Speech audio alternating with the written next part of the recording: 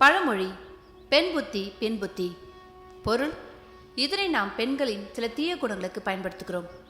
உண்மையான பழமொழி: நெற்றிக்கண்ணும் எனும் ஞானக்கண் முதலில் பார்வதி தேவிக்கு தான் இருந்ததாக புராணங்கள் கூறுகின்றன.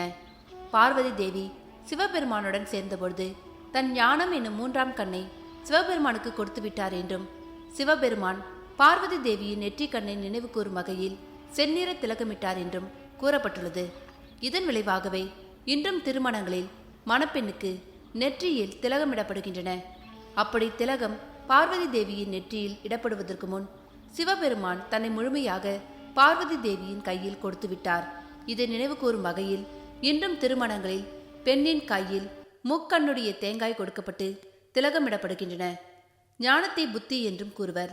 ஞானமாகிய புத்தியை சிவபெருமானுக்கு பார்வதி தேவி தன் மூன்றாம் கண்ணாக அன்பின் வழியாக கொடுத்து